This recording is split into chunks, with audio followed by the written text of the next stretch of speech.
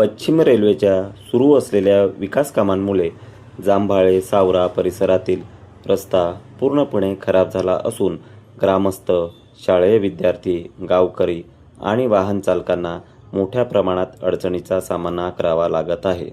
पूर्वी सुस्थितीत असलेला डांबरी रस्ता जड वाहनांच्या सततच्या वाहतुकीमुळे खड्डेमय झाला असल्याचा आरोप नागरिकांनी केला आहे.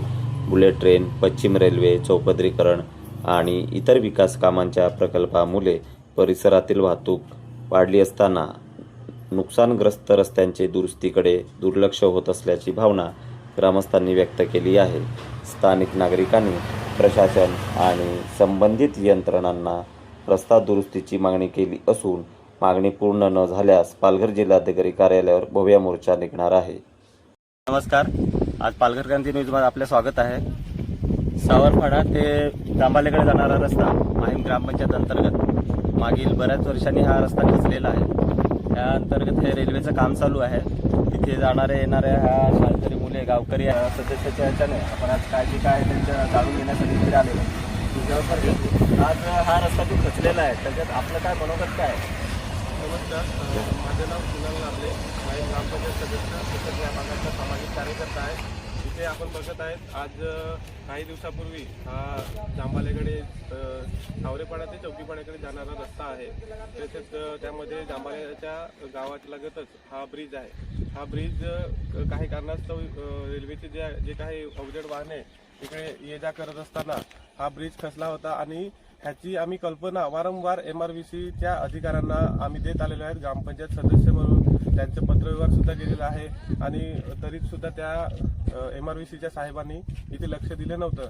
म्हणून कंडिशनला येऊन पोहोचलेलं आहे. कारण वारंवार जर पाठपुरावा करत असून सुद्धा जर हे ऐकत नसतील तर अजून आम्ही किती भांडायचं आहे ग्रामस्थांनी. कारण इकडे 4 पाडे आहेत. 4 पाड्याची जवळजवळ लोकसंख्या जर आपण हे करायला गेली तर 1000च्या आसपास लोकसंख्या आहे.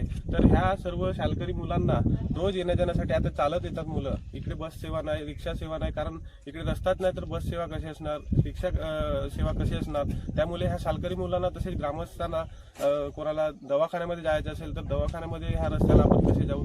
आणि ह्या संदर्भामध्ये आम्ही सुद्धा पाठपुरावा करून MRVCना किंवा ग्रामपंचायतच्या माध्यमातून आम्ही हे पाठपुरावा करून तरी सुद्धा इकडले अजून काही MRVCची काही हालचाल दिसत नाहीये. त्यामुळे ह्या सोशल मीडियाच्या माध्यमातून अशी विनंती आहे की ह्या ज्या रस्त्याची दुर्व्यवस्था झालेली आहे ह्याला कारण फक्त MRVC ही कंपनी आहे रेल्वेची आणि त्यामुळे त्या MRVC कंपनीवर कुठेतरी कार्यवाही झाली पाहिजे असं आमचं मनोगत आहे. अजून त्याच्यामध्ये जर सांगायचं झालं तर हा जो रस्ता होता हा पूर्वी डांबरीकरण चांगला होता म्हणजे होतं आणि ग्रामपंचायत कुठल्याही प्रकारच्या लेखीने त्याचा फक्त तोंडी आश्वासन दिलं होतं की आपण तो रस्ता तुम्हाला जसा आहे तसा करून देतो. पण आजपर्यंत 4 वर्ष पलटून गेलेले आहेत. अजूनपर्यंत त्या रस्त्याची दुर्व्यवस्था आहे तशी आहे. म्हणून आम्हाला त्यांच्या MRVC कंपनीवर खूप मोठी खंत आहे की हा तुम्ही एवढे मोठे जर प्रोजेक्ट राबवत आहेत, एवढा मोठा जर रेल्वे तुमचा चालू आहे 6 पदरीकरण, पण अजूनपर्यंत ग्रामस्थांकडे तुम्ही दुर्लक्ष करतात ह्याची आम्हाला ग्रामस्थांना तसे शालकरी मुलांना खंत आहे. यापुढे समजा हा रस्ता समजा झाला नाही तसं आपलं मत काय? म्हणजे आपण काय उपोषणा किंवा आंदोलनाचा मार्ग पुन्हा पकडणार आहेत का? आम्हाला साहजिक आहे. आता बघा आम्ही पाठपुरावे केले, पत्रव्यवहार केले आणि आता एकच उपाय आहे की ह्यांची जी अवजड वाहने आहेत आम्हाला दोन्ही बाजूने बंद करावे लागतील. नाईलाज आहे कारण मुलांचा प्रश्न आहे, आरोग्याचा प्रश्न आहे, इथल्या ग्रामस्थांचा प्रश्न आहे, गाड्या येतात, सर्व काही येतात. तर आम्हाला एक ठोस भूमिका घ्यावीच लागेल कारण असे ह्या गोष्टी जर झाल्या नाही तर. धन्यवाद.